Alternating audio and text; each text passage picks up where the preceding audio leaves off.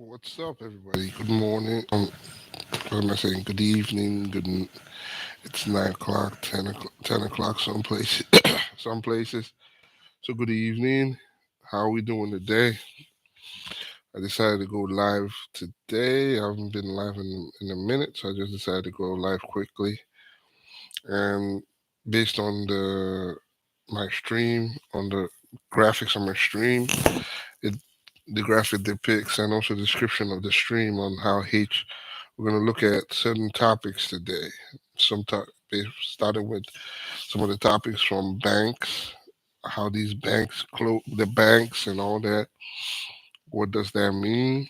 Also, we're looking at what's going on in terms in the area of AI. There's a lot of stuff going on in the area of AI and big data. And also, let's not forget with layoffs coming out, there's a lot of layoffs coming out. A lot of layoffs. Lots and lots of layoffs.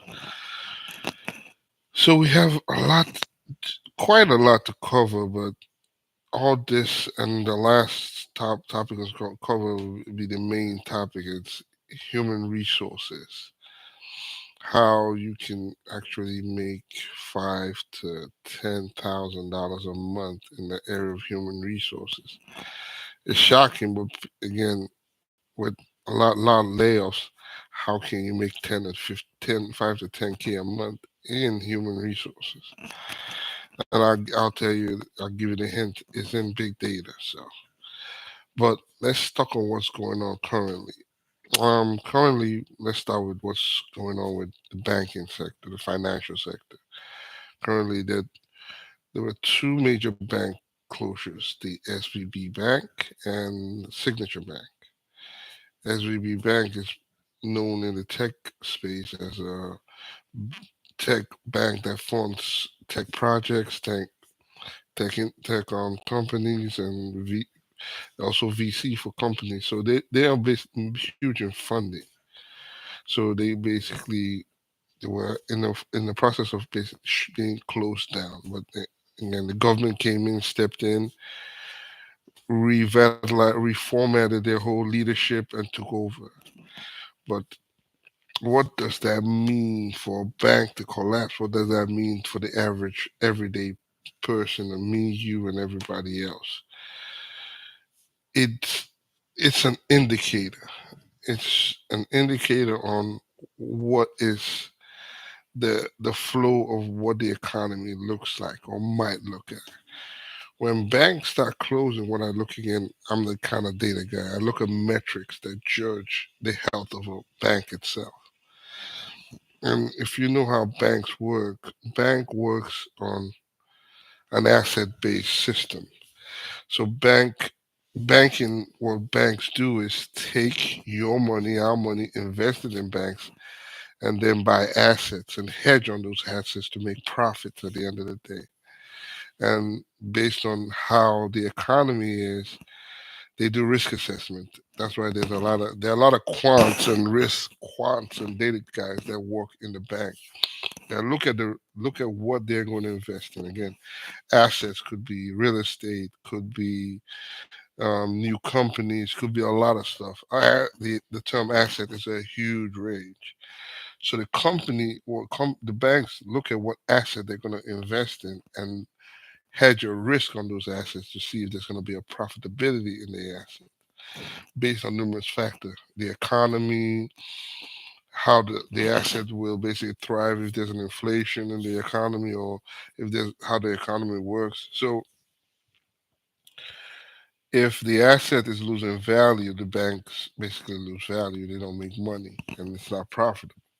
So there's a lot of the banking sector is very complicated and very intriguing too at the same time. It's something you just have to look at the data and see. Again, one of the big aspects of it is the assets of the banks. How are the assets of that bank basically faring? So there are a lot of metrics to look at how to judge the health of a bank. But how does that basically come down to us?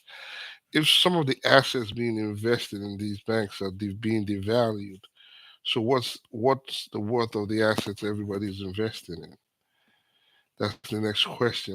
What assets were the SVB banks actually investing in? If all the money being invested was just in the tech sector, or wasn't basically a diverse asset range, there's a problem. But if it was a diverse asset range, then we need to know what kind of asset that these banks were investing in to know how we as everyday people can move. Because if these banks were investing, for instance, in real estate, and now we know the inflation, and not only that, but also borrowing, the capital we use in borrowing is basically increasing, there's a problem. If we look at the assets SVB Bank was invested in, and we see maybe 80% was in real estate, now there's a problem. Either they didn't have a good manager to know how to diversify their funds, but again, I don't have that privy to understand to know what assets they invested in that basically devalued that whole bank itself, that they had to sell those assets at a lower value. So I just, if I could get that, I'll research more to get what assets this SVB bank was basically measuring, and that's what it is, to know what asset it is. So how does that play in us? There are more banks. Are we going to see more banks fail as we go through the year? The answer is we don't know, because again, the banks are based on assets, and the assets are based on the economy, the health of the economy.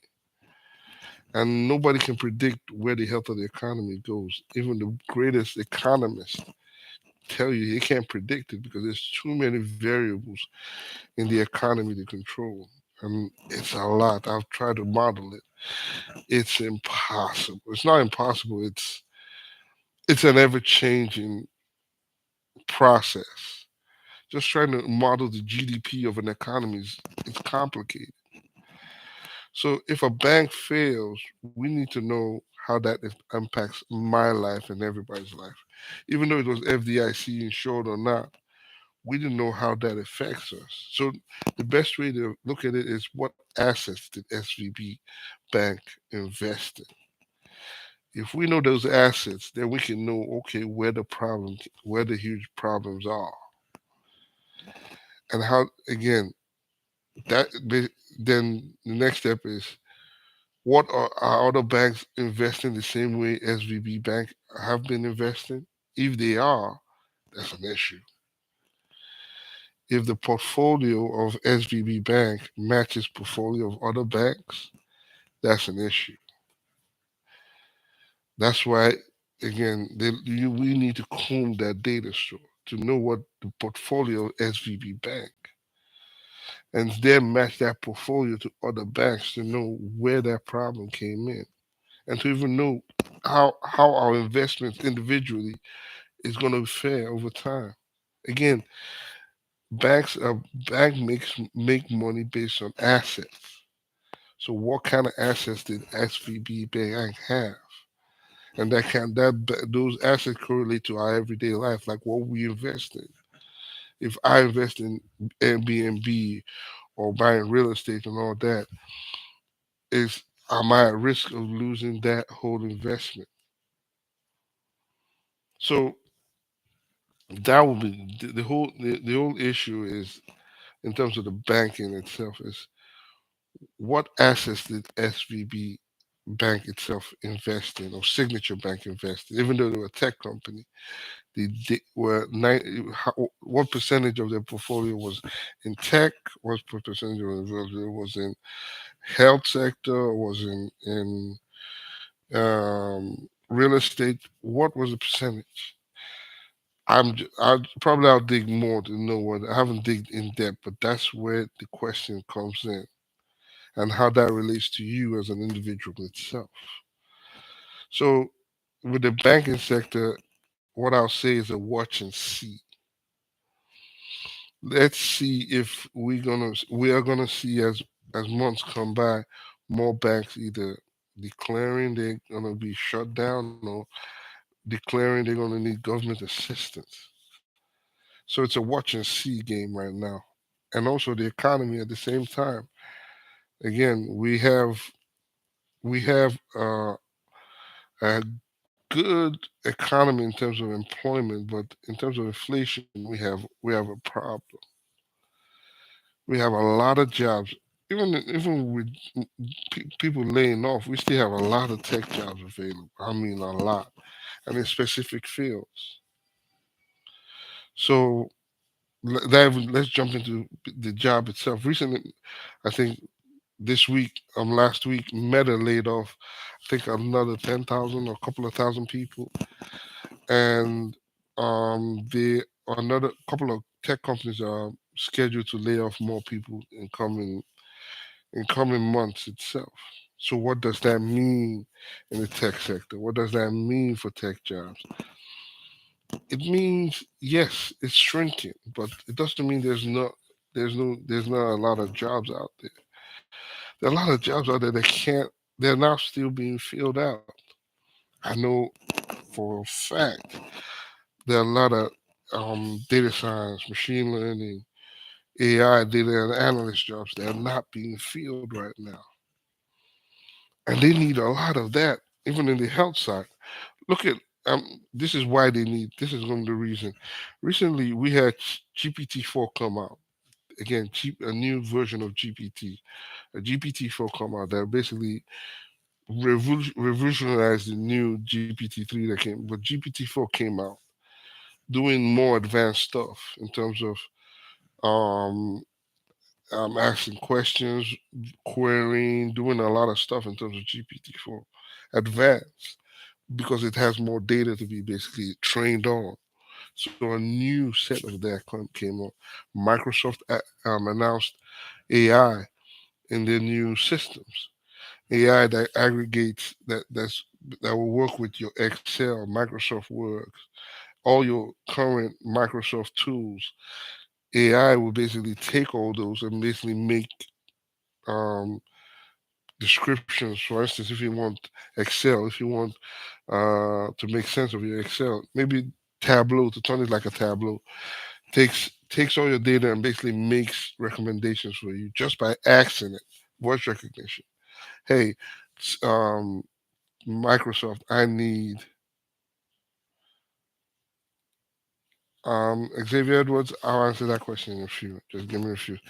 Just let me explain a few. But what I'll say is this: Microsoft was came up with new AI system that integrates with everything they work on. Microsoft Excel, Microsoft Word, they integrate with everything.